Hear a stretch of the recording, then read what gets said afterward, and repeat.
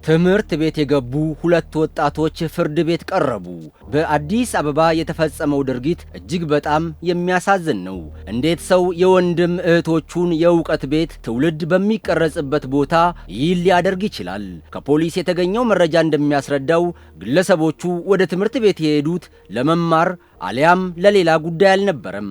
ተማሪዎችና መምህራን የተለመደውን የመማር ማስተማር ሂደትን ለማስቀጠል ጠዋት ላይ ግቢ ውስጥ ሲገቡ ፈጽሞ ያልጠበቁት ነገር ገጠማቸው።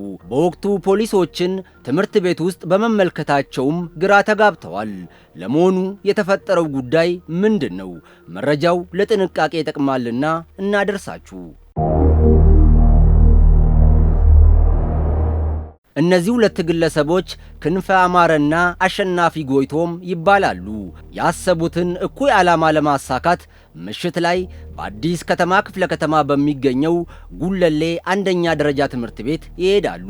ታዲያ በወቅቱ አካባቢው ላይ የነበረውን ክፍተት ተጠቅመውና የጥበቃዎች መዘናጋት ምቹ ሁኔታን ፈጥሮላቸው በአጥር ላይ ወደ ውስጥ ዘልቀው ይገባሉ። ማንም ያያቸው ሰው አልነበረም። ከቆይታ በኋላ ያቀዱትን ሁሉ ፈጽመው በያዙት ተሽከርካሪ ተሳፍረው ለማምለጥ ሲሞክሩ ያልጠበቁት ነገር ገጠማቸው። ፖሊስም ስለ ጉዳዩ ተናግሯል።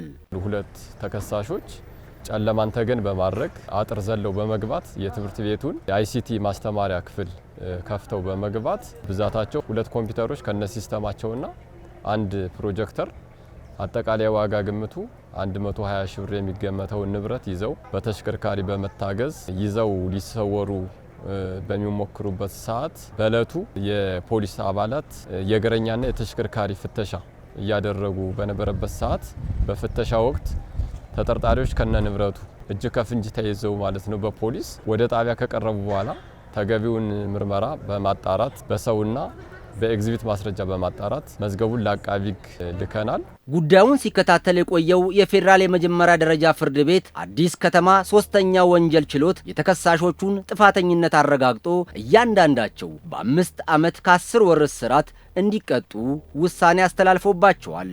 በተለይ ባለተሽከርካሪዎች የምትጭኑትን ዕቃ ምንነት በደንብ ማረጋገጥ ይገባችኋል ሲል ፖሊስ ጥብቅ ማስጠንቀቂያ ሰጥቷል። አሁን ወንጀል የተፈጸመበትን ትምህርት ቤትና ሌሎች መሰል ድርጅቶች ድርጅታቸውን አንደኛ አስተማማኝ የሆነ አጥር ሊኖረው ይገባል።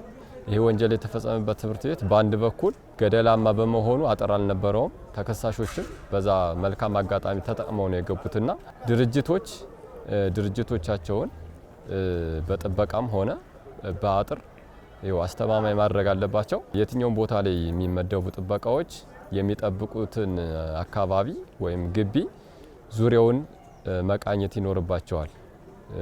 ሁሉንም አካባቢ በእይታቸው ውስጥ ማድረግ ይኖርባቸዋል። ሌላው ይሄ ከተሽከርካሪ ጋር ተያይዞ የራይድ አገልግሎት የሚሰጡ ሹፌሮች ሰዎችን ሲጭኑ የያዙት ነገር ምንድን ነው ብለው ማረጋገጥ ይኖርባቸዋል።